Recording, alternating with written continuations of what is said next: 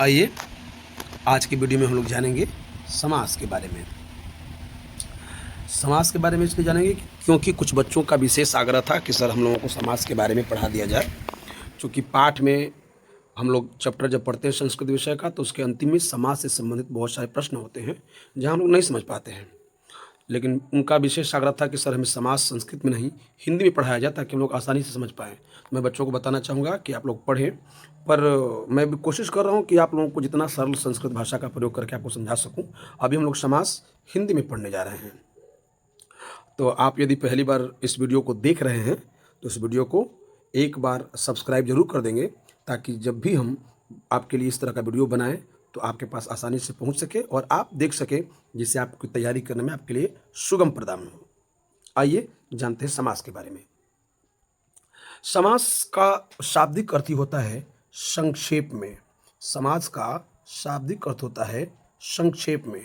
संक्षेप कहें तो थोड़े में। समास का शाब्दिक अर्थ होता है संक्षेप में, अर्थात थोड़े में। समास का काम ही है बड़े बड़े शब्दों को छोटा कर देना। आइए विशेष रूप से जानते हैं। जैसा कि नीचे परिभाषा आप यहाँ देख पा रहे होंगे, परिभाषा में लिखा हुआ है जब दो या दो से अधिक पद अपनी विभक्ति छोड़कर एक पद बन जाते हैं उसे समास कहते हैं। यहाँ बहुत थोड़ा सा ध्यान देने की बात है। यदि आप थोड़ी सी ध्यान देंगे तो मुझे लग रहा है कि आप आसानी से समझ पाएंगे। जब दो या दो से अधिक पद अपनी विभक्ति छोड़कर, उदाहरण जैसा कि नीचे में आप देख पा रहे होंगे, एक उदाहरण है गंगाजल और दूसरा उदाहरण है रसोई घर। गंगाजल का अर्थ क्या होता है? तो गंगाजल का मतलब होता है गंगा का जल। रसोई घर का मतलब क्या होता है? तो रसोई घर का मतलब होता है रसोई के लिए घर। रसोई के लिए जो बना घर है वो घर है रसोई घर। तो अब गंगा का जल, गंगा का जो जल है वो इसमें ये इतना बड़ा है, रसोई के लिए घर इतना बड़ा है। अब परिभाषा कह रहा है कि जब दो या दो से अधिक पद, इसमें दो पद है, एक पद है गंगा, ध्यान से देख पा रहे होंगे, एक पद है गंगा और दूसरा पद है जल। अब परिभाषा कह रहा है कि जब दो या दो से अधिक पद, तो मान लेते हैं कि दो पद है, अपनी विभक्ति छोड़कर, विभक्ति क्या है? तो विभक्ति है इन दोनों के बीच में लगा हुआ कारक चिन्ह। कारक चिन्हों को ही हम विभक्ति भी कहते हैं। जब ये विभक्ति चिन्हों को छोड़कर दोनों पद जब एक में मिल जाएंगे तो मान लीजिए कि इस दोनों पदों के बीच से ये का गायब हो गया, तो अब दोनों अगर यदि मिल गए दोनों पद तो क्या बन गया? तो दोनों पद जब अपनी विभक्ति को छोड़ करके यदि एक होंगे तो हो जाएगा गंगा जल। यानी कि अब ध्यान समझेंगे, अब तक जो गंगा का जल था वो विभक्ति के निकल जाने से यह शब्द छोटा हो गया। यही काम करता है समास। समास करता है शब्दों को संक्षेप में कर देता है, छोटा कर देता है। दूसरा उदाहरण भी समझ लेंगे, नीचे लिखा हुआ है रसोई घर, यानी कि रसोई के लिए घर। तो इसमें भी दो पद है, एक पद है रसोई जैसा कि देख पा रहे होंगे, एक पद है रसोई और दूसरा पद है घर। बीच में के लिए जो है वो विभक्ति चिन्ह है। के लिए क्या है? विभक्ति चिन्ह है, संप्रदान कारक का चिन्ह है या चतुर्थी विभक्ति। तो जब दोनों पद अपनी विभक्ति को छोड़ देंगे, यानी के लिए जब उसमें से निकल जाएगा, के लिए जब छोड़ देंगे तो सिर्फ दो पद बन जाएंगे, एक पद बन जाएगा रसोई और दूसरा पद बन जाएगा घर, यानी रसोई घर। तो ये शब्द जो हो गया, जब रसोई घर बनेगा तो ये छोटा हो गया। यही काम करता है समास। समास का काम ही है शब्दों को छोटे में करना, थोड़े में कर देना। इसलिए परिभाषा भी कह रहा है कि जब दो या दो से अधिक पद अपनी विभक्ति को छोड़कर एक पद बन जाते हैं उसे समास कहते हैं। नीचे देखते हैं, समास के मुख्यतः 6 भेद होते हैं। समास के मुख्यतः 6 भेद होते हैं। किन्हीं किन्हीं पुस्तकों में, किताबों में आप पढ़ रहे होंगे और कहीं 3 भेद होता है और उन्हीं 3 भेदों के अंतर्गत ये 6 भेद दिखाए जाते हैं, जिसमें कि एक नियम समास भी होता है, उसकी चर्चा हम बाद में कर लेंगे, अंतिम में कर लेंगे। पर हम सीधा सीधा जान लेते हैं, समास के मुख्यतः 6 भेद होते हैं। ये इसलिए हम कह रहे हैं ताकि आपको पढ़ने में, समझने में आसानी होगा। समास के मुख्यतः 6 भेद हो सकता है, कहीं कहीं किसी किसी पुस्तकों में इन जो भेद हैं, इन भेदों का क्रम आगे पीछे भी हो सकता है। यानी हो सकता है कि किसी किसी पुस्तक में जो अव्ययीभाव समास है वो 1 नंबर पर हो, तत्पुरुष समास 2 नंबर पर हो, किसी पुस्तकों में हो सकता है ऐसा। पर हम समझ लेंगे ये भी क्रम सही है, क्योंकि हमने जो पढ़ा है इसी तरीके से पढ़ा है और चूँकि आसान है आपके लिए समझना, पहले हम भेदों को समझ लेंगे। समास के मुख्यतः 6 भेद होते हैं: तत्पुरुष समास, कर्मधारय समास, बहुब्रीहि समास, द्वंद्व समास, द्विगु समास, अव्ययीभाव समास। अब इसकी थोड़ी सी चर्चा हम डिटेल में कर लेंगे, विस्तारित रूप से हम इसको समझ लेंगे। हालांकि इसको हम परीक्षा में कैसे समझ पाएंगे उसके लिए एक आसान ट्रिक भी है, उसकी चर्चा हम बाद में करेंगे, अभी हम आसानी से समझ लेंगे। पहला है तत्पुरुष समास। तत्पुरुष समास का परिभाषा इसमें लिखा हुआ है आपके सामने, से कि आप देख पा रहे होंगे कि जिसका दूसरा पद प्रधान हो, जिसका दूसरा पद प्रधान हो तथा कर्म से अधिकरण तक की विभक्ति का लोप हो, उसे तत्पुरुष समास कहते हैं। अब जरा ध्यान से समझेंगे, जिसका दूसरा पद प्रधान हो, यानी कि जो यदि एक समासिक शब्द है तो उसमें दो पद होगा, स्वाभाविक से दो पद हो सकता है, तीन पद भी हो सकता है, पर मान लीजिए दो पद है, तो दो पद में जो दूसरा वाला पद है, जो ये पीछे वाला पद है, वो पद उसमें प्रधान होगा। अब प्रधान होगा कि नहीं होगा ये बात, क्योंकि बहुत सारे बच्चे एग्जाम्पल में प्रधान ही याद कर लेते हैं कि इसका दूसरा पद प्रधान हो तत्पुरुष समास है। नहीं, ऐसा बिल्कुल नहीं है, क्योंकि तत्पुरुष समास के अलावा और भी एक कोई ऐसा समास है जिसका दूसरा पद प्रधान हो सकता है, इसलिए प्रधान के चक्कर में न रहे कि प्रधान कौन है। हाँ, इसमें महत्वपूर्ण क्या है, इसमें ये ध्यान रखना है कि जिस समासिक शब्द में कर्म से लेकर के अधिकरण तक की विभक्ति का लोप हो, ये इसमें महत्वपूर्ण है। जैसे कारक का चिन्ह, अभी हमने ऊपर के बताया परिभाषाओं में कि कर्ता ने कर्म को करण से संप्रदान को के लिए अपादान से संबंध काके की अधिकरण में पर संबोधन हे अरे अजी अहो इत्यादि संबोधन लेकर के 8 विभक्ति हो जाती है। तो कारक चिन्हों में जिसमें कर्म से लेकर के, इसके लिए आपको कारक याद करना होगा, पढ़ना होगा, कर्म से लेकर के और अधिकरण तक की विभक्ति का लोप हो, कर्म से अधिकरण तक की विभक्ति का लोप हो, उसे कहते हैं तत्पुरुष समास। अब जैसे उदाहरण ले लेते हैं, जैसे पहला एग्जाम्पल लिखा हुआ है, जैसा कि आप देख पा रहे होंगे, पहला एग्जाम्पल है राजपुत्र। ध्यान से देखेंगे, पहला एग्जाम्पल क्या है, राजपुत्र। तो इसमें दो पद है, एक पद है राजा और दूसरा पद है पुत्र। अब इसमें राजपुत्र का मतलब वो क्या होता है, तो राजपुत्र का मतलब होता है राजा का पुत्र। ध्यान से समझेंगे, राजपुत्र का अर्थ क्या होता है, तो राजपुत्र का अर्थ होता है राजा का पुत्र, यानी राजा का बेटा, राजा का पुत्र। तो इसमें दो पद है, एक पद है राजा और दूसरा पद है पुत्र। अब ये दोनों पद के बीच में एक विभक्ति चिन्ह है, और विभक्ति चिन्ह क्या है, वो विभक्ति चिन्ह है का। का किस विभक्ति का चिन्ह है, तो आप ध्यान समझेंगे, आप कारक पढ़े होंगे तो आपको याद होगा, कर्ता ने कर्म को कर्ण से संप्रदान को के लिए अपादान से संबंध का के की, संबंध कारक यानी षष्ठी विभक्ति का चिन्ह है का। और परिभाषा भी क्या कह रहा है कि जहां कर्म से अधिकरण तक की विभक्ति का लोप हो, जहां कर्म से अधिकरण तक की विभक्ति का लोप हो, यानी कि द्वितीया से सप्तमी विभक्ति तक का चिन्ह उसके अंदर छुपा हो।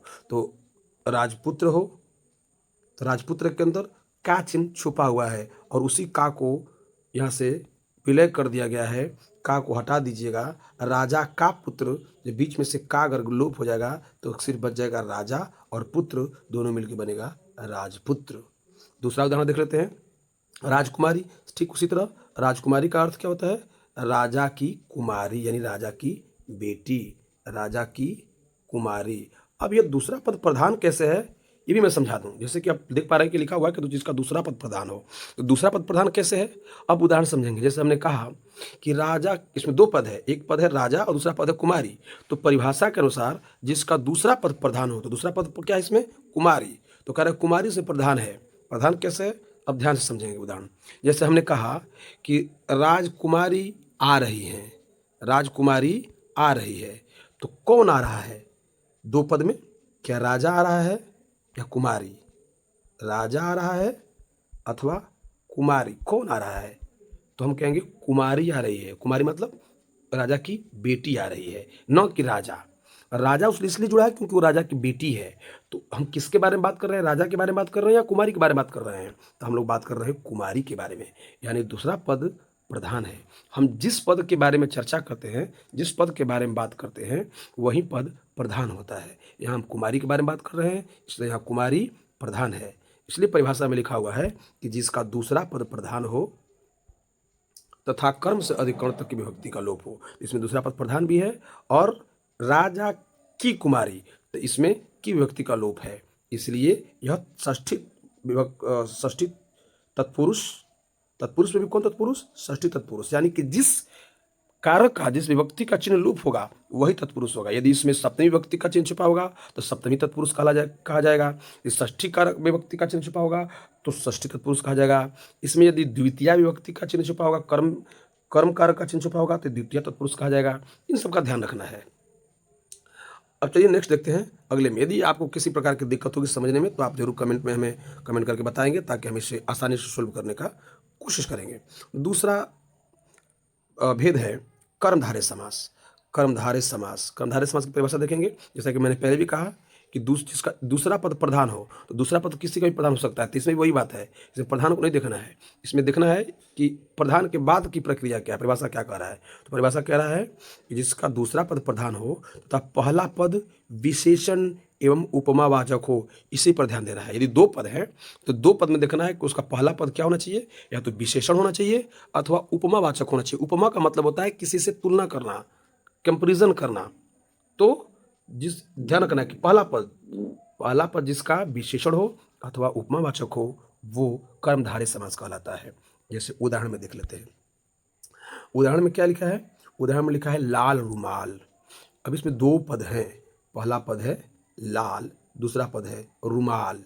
अगर हम कहें कि लाल रुमाल हवा में उड़ रहा है तो कौन उड़ रहा है, लाल उड़ रहा है या रुमाल उड़ रहा है? नहीं, रुमाल उड़ रहा है, लाल नहीं उड़ रहा है। लाल जो है वो रंग है, और उड़ कौन रहा है? रुमाल। हम लोग चर्चा किसके बारे में कर रहे हैं? रुमाल के बारे में। तो मैंने पहले बताया कि जिसके बारे में चर्चा करते हैं वही प्रधान होता है। तो हम लोग चर्चा कर रहे हैं रुमाल के बारे में, तो रुमाल यहाँ प्रधान है। अब कह रहा है कि पहला पद विशेषण हो अथवा संख्यावाचक हो। तो ये भी देख लीजिए, लाल रुमाल में पहला पद क्या है? विशेषण है। उस रुमाल की विशेषता क्या है? वह लाल है।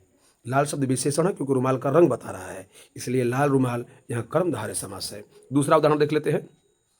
मृगनयनी। मृगनयनी का मतलब होता है मृग जैसी नयनों वाली। यहाँ आँखों की तुलना हिरनी की आंखों से की गई है, हिरन की आंखों से की गई है। मृगनयनी का मतलब होता है मृग जैसी नयनों वाली। तो आप पढ़ रहे होंगे कि जिसका दूसरा पद प्रधान हो, पहला पद विशेषण एवं उपमावाचक हो। इसमें दो पद है, एक पद है मृग और दूसरा पद है नयनी। तो कह रहे इसका पहला पद या तो विशेषण होना चाहिए या उपमावाचक होना चाहिए। तो इसमें विशेषण नहीं है, विशेषण इसमें था। दूसरा पद इसमें क्या है? उपमावाचक है। उपमा का मतलब है तुलना। किससे की गई है? मृग से की गई है। किससे की गई है? मृग से की गई है। इसलिए मृग जो है इसमें उपमावाचक शब्द है, उपमा मृग से इसकी दी गई है। ठीक है, इसलिए इसमें पहला पद क्या है? उपमावाचक है, इसलिए यह कर्मधारय समास होगा। दूसरा देख लेते हैं। दूसरा एग्जाम्पल है चंद्रमुखी। चंद्रमुखी का मतलब होता है चांद जैसी मुख वाली। तब मुख जो है इसमें प्रधान है और पहला पद क्या है? वही उपमावाचक है। उसके मुख की उपमा किससे दी गई है? तुलना किससे की गई है? चंद्रमा से की गई है, चांद से की गई है। तो इसका भी पहला पद क्या है? उपमावाचक है, इसलिए यह कर्मधारय समास है। आगे बढ़ते हैं नीचे तीसरे भेद की तरफ, बहुब्रीहि समास की तरफ। बहुब्रीहि समास में परिभाषा इसकी है, इसमें कोई पद प्रधान नहीं होते बल्कि समस्त पद मिलकर एक नया अर्थ देते हैं। इसमें कोई पद प्रधान नहीं होता, समस्त पद मिलकर मतलब जितने भी पद हैं, दो या तीन या जितने भी पद हैं, समस्त मिलकर के एक नया अर्थ देते हैं। उदाहरण जैसे देखेंगे तब समझ आएगा। जैसे गजानन। अब गजानन का मतलब होता है, गज मतलब होता है हाथी और आनन मतलब होता है मुंह। हाथी जैसे मुंह वाले। तब हम जब कह रहे हैं कि हाथी जैसे मुंह वाले, तो दिमाग में किसकी याद आ रही है? तो दिमाग में याद आ रही है भगवान गणेश की। यानी कि दोनों पद मिलकर के हमारे दिमाग में एक नया अर्थ उत्पन्न कर दिए। इसी को कहते हैं बहुब्रीहि समास। दूसरा उदाहरण देखते हैं, दशानन। दशानन, और जब दशानन कहते हैं, दशानन का मतलब दशानन, आनंद मैंने पहले बताया कि आनंद मतलब होता है मुंह। 10 मुंह किसके थे? रावण के। तो जैसे दशानन कहते हैं हमारे दुनिया में कौन सी छाया बनती है, किसका नाम याद आता है? तो रावण। एक नया अर्थ आता है, इसलिए दशानन यहाँ बहुब्रीहि समास है। एक छोटी समस्या कि दशानन जो है वो बहुब्रीहि समास के अलावा द्विगु समास भी हो सकता है। कैसे हो सकता है वो हम इसकी चर्चा बाद में करेंगे, लास्ट में कर लेंगे, पर वर्तमान में यह बहुब्रीहि समास ही है। अब ये डिपेंड करता है हमारे समासिक विग्रह के ऊपर कि समासिक विग्रह जब हम करेंगे किस प्रकार से विग्रह हम करते हैं, तो विग्रह के ऊपर निर्भर करता है कि यह कौन सा समास होगा, बहुब्रीहि होगा अथवा द्विगु समास होगा। दूसरा उदाहरण देख लेते हैं, पंकज। पंकज का मतलब होता है, पंक मतलब होता है कीचड़, पंक मतलब होता है कीचड़, और अज मतलब होता है जन्म लेना। अज मतलब होता है जन्म लेना। पंक अज, अर्थात जो कीचड़ में जन्म लेता है। तो जैसे ही पंकज कहते हैं तो पंकज कमल का समानार्थी शब्द है क्योंकि कीचड़ में उत्पन्न होता है। तो पंकज कहने से हमारे दिमाग में जो नया नाम उत्पन्न होता है वो आता है कमल, इसलिए यहाँ पंकज बहुब्रीहि समास है। दूसरा उदाहरण देखेंगे हम लोग जो है लंबोदर। लंबोदर, लंब मतलब लंबा, उदर मतलब पेट। तो लंबोदर हम लोग किसे कहते हैं? तो जैसे ही लंबोदर शब्द हमारे सामने आता है हमारा दिमाग किस अर्थ को ले लेता है? तो भगवान गणेश को। तो लंबोदर कहने से हमारे दिमाग में एक नया अर्थ उत्पन्न होता है, इसलिए यहाँ लंबोदर जो है वो बहुब्रीहि समास है। आते हैं चौथे समास की तरफ, चौथे भेद की तरफ। चौथा भेद है द्वंद्व समास। द्वंद्व समास में क्या है कि इसमें दोनों पद प्रधान होते हैं, दोनों ही महत्वपूर्ण हैं और बीच से योजक शब्दों का लोप होता है। योजक मतलब होता है जोड़ने वाला, योजक मतलब होता है जोड़ने वाला, जो दोनों शब्दों को जोड़ के रखे उसे कहते हैं योजक शब्द। अब योजक शब्द कौन कौन होते हैं? योजक शब्द होते हैं जैसे योजक शब्द होते हैं और, तथा, व, संस्कृत में भी जिसको चौ कहते हैं, चौ मतलब और होता है, ये सभी और, तथा, व, एवं, ये सभी योजक शब्द हैं। तो कह रहा है कि इसमें द्वंद्व समास में कोई पद प्रधान, दोनों पद प्रधान होते हैं, तब बीच से योजक शब्दों का लोप हो जाता है। जैसे पहला उदाहरण देखते हैं, लिखा है भाई बहन। तो अगर हम पूर्ण रूप से इसको लिखेंगे तो हम लिखेंगे भाई और बहन, भाई और बहन। अब जब ये समासिक शब्द जब एक जगह जुड़ेगा, जब दोनों पद आपस में जुड़ेंगे तो इन योजक शब्दों को छोड़ देंगे, योजक शब्दों का लोप हो जाएगा, यानी समाप्त हो जाएगा, छिप जाएगा। ठीक है, और इसके जगह पर एक योजक चिन्ह का प्रयोग, जैसा कि भाई बहन के बीच में ये जो चिन्ह ऐसा वाला दिया हुआ है इसे हम लोग योजक चिन्ह कहते हैं। तो जिन उदाहरण, जिन शब्दों के बीच में योजक शब्द हो और योजक शब्दों का लोप हटा करके योजक चिन्ह का प्रयोग किया गया है वह द्वंद्व समास होता है। उदाहरण दे सकते हैं भाई बहन, इसके बीच में आप योजक शब्द जोड़ के देख लेंगे, भाई और बहन, भाई एवं बहन, भाई व बहन। तो योजक शब्दों को हटाकर योजक चिन्ह का प्रयोग किया गया है। दूसरा अवश्य उदाहरण देख लेंगे माता पिता, दिन रात आदि। अब आते हैं द्विगु समास में, पांचवें और द्विगु समास में। शॉर्ट में समझ लेना है जल्दी से। द्विगु समास की परिभाषा है, सीधी सीधी समझ लेंगे, जिसका पहला पद संख्यावाचक हो। दो पद हो, तीन पद हो, से कोई मतलब नहीं है, लेकिन पहला पद क्या होना चाहिए? संख्यावाचक होना चाहिए। जो संख्या को निर्धारित करता हो उसे द्विगु समास कहते हैं। उदाहरण के लिए चौराहा। चौराहा का मतलब होता है जहाँ चार राह, चार रास्ते आपस में मिलते हों उनको कहते हैं चौराहा। इसमें पहला पद संख्यावाचक है चार। दूसरा उदाहरण देख लेंगे चारपाई। चारपाई का मतलब होता है चार पैरों वाली, या जिसके चार पैर हों, चार पैरों का समूह या समाहार कह सकते हैं। तो इसका पहला भी चार संख्यावाचक है। नवग्रह में भी देखिए पहला जो पद है वो नौ है, दो पद है नौ और ग्रह, तो पहला पद जो है संख्यावाचक है। चार, चार और नौ, इन सब के पहला जो पद है पहले वाले पद संख्यावाचक है, इसलिए ये द्विगु समास है। छठवां और अंतिम समास अव्ययीभाव समास। थोड़ा इसमें समझना होगा। अव्ययीभाव समास वह समास है जिसका पहला पद प्रधान और अव्यय होता है। अव्यय का मतलब क्या होता है? अव्यय, यानी कि जिसमें कोई परिवर्तन न हो, जिसमें कोई व्यय न हो, जिसमें कोई चेंज न हो, जो बदल नहीं सकता, वो अव्यय होता है। वो अक्षर उपसर्ग होता है, ठीक है, और वो पूरा शब्द मिल करके विशेषण की तरह काम करता है। यहाँ ध्यान रखेंगे, इसका पहला पद मुख्य होता है और दूसरे पद के साथ मिलकर समस्त पद को अव्यय बना देता है।